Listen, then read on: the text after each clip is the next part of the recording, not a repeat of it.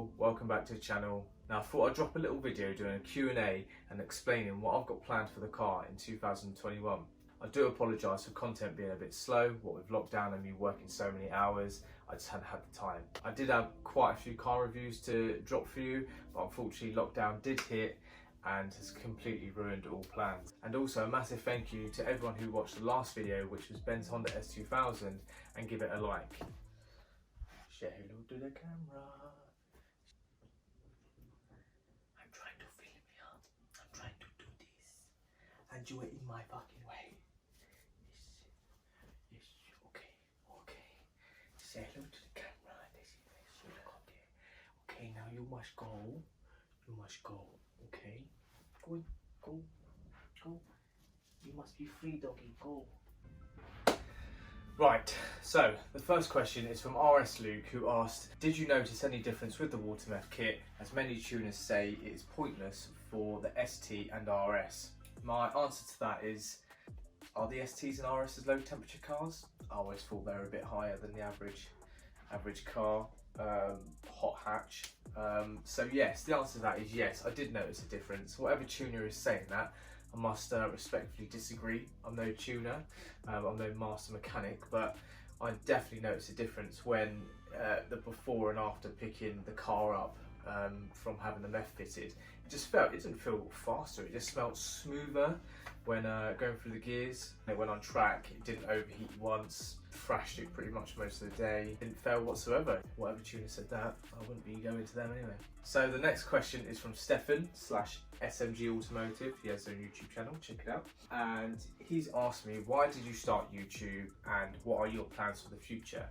So the reason why I started my YouTube channel was a good, actually 3-4 years ago, and I started it because I was an admin of a car club called South Culture, and I thought no club is doing a YouTube channel for its members where we show off the meets and do car reviews, etc. So I initially started on that, done one car review on a Puma Speed built X47R Turbo Fiesta C180. That went really well.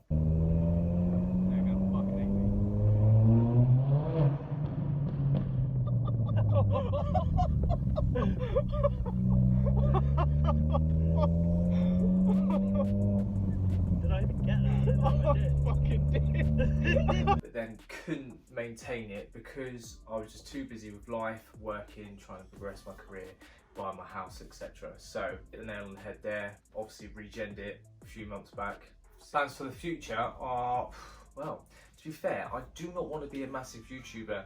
I do this for a hobby. I think if it went to the level of JMFYD or officially gassed and DMO DJ, I wouldn't enjoy it. I don't think I would, because then it becomes work. So this is to keep a hobby, and it will stay a hobby. It will never be anything big, but the plans are just to meet as many people as I can, see many different builds, maybe prove me wrong in some aspects of cars, because there's some cars I really don't like.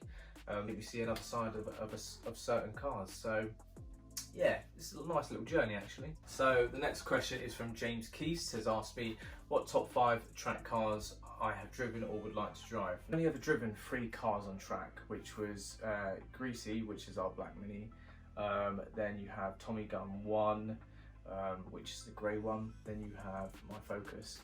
Definitely have to say Greasy, purely because if that wasn't like the family track car, if that was someone else's, I would still love it just as much because it's just so well built.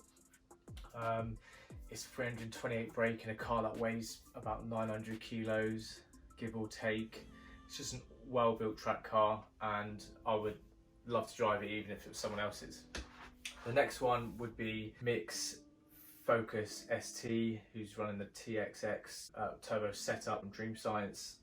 I've seen that on track, it goes so well on track. That would probably be my number 2. Number 3 would probably be an E46 M3 supercharged or turboed, or even just probably just itself. They are a lovely car to drive, so probably be that. 4th one would probably be maybe an X47R Fiesta turbo setup. I think that would be pretty mint on track. Next one would probably be a 350Z, possibly supercharged. I do like the sound of them, they sound mint. and yeah, I think it would be an absolute blast to go out on a track in a Z. So yeah, they're my top 5. So Jacob has asked, what would your ideal 5-car garage be? Obvious one for me is a Mark II RS. Everyone knows I love my Mark IIs. Just love the 5-cylinder sound. They are sweet. Next one would be my absolute dream car, which is a Dodge Charger RT from '69. They're just gorgeous cars and they rumble and it's just orgasmic, so that would be the next choice. Lambo Aventador SVJ, 100% it would be that, because they're, well, say no more. Fourth would probably be a Mini Cooper S, that's supercharged, running ridiculous brake, because they're just a mint car.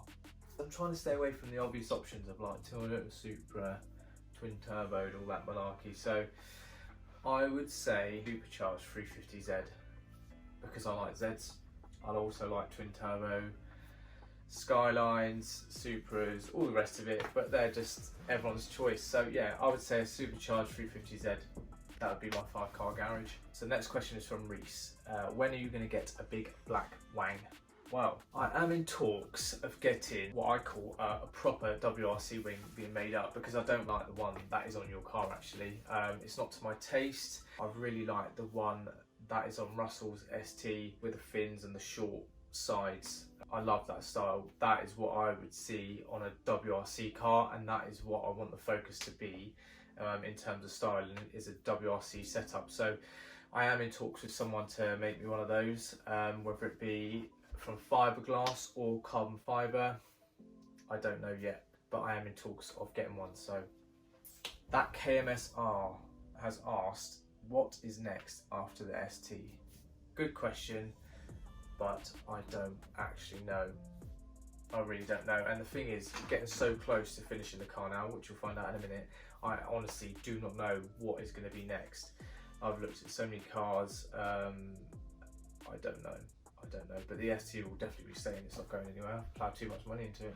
So Sam has asked me a good 3 or 4 questions. How do you look after such a majestic beard? Well, what can I say? With great beard comes great responsibility. So yeah, it's easy. What attracted you to modifying cars? Now, this question is quite a good question, because the difference between being a car fan, someone who's into cars, and someone who likes to modify cars, in my opinion, is 2 different things. What I like about modifying cars is the fact you take this car, then transform it, you put your own touches on it, your personality then goes into that car, making it your own, then seeing a response from others, whether it's good or bad. I actually really like it. The next question is from That White Mark V Fez. Has asked me a few questions. So, would you ever do the Nurburgring E46 M3 or F80 M3, and why? And what makes you happy about the ST? So, yes, I would go to the ring, just having the time, which I probably will go, to be quite honest. And I'd like to go with a few people, not just 1 or 2. So, definitely do the ring at some point.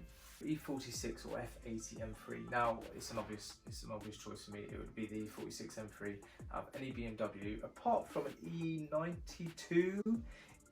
Now, if there was an E92 and an E46, yeah, that would be a very tough choice. I'd probably have to go for the E92. But in this choice, it would be the E46 M3 all the way.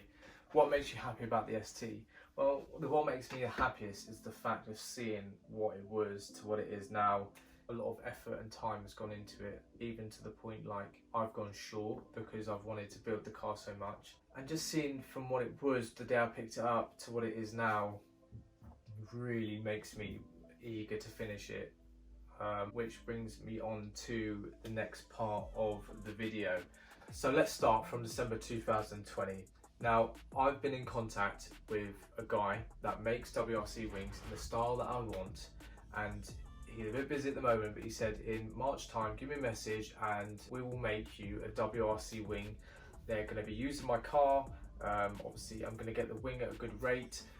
The question is if it's going to be fiberglass or carbon fiber. So I'm really looking forward to finishing off this car as the ultimate look that I've always wanted for this car before owning it, which was a WRC look. That being said, with the wing, My WRC rear bumper is paid for and ready to pick up, but unfortunately because of lockdown I cannot do that. So hopefully Boris on Monday announces that we come out of lockdown, because I'm getting really fucking impatient.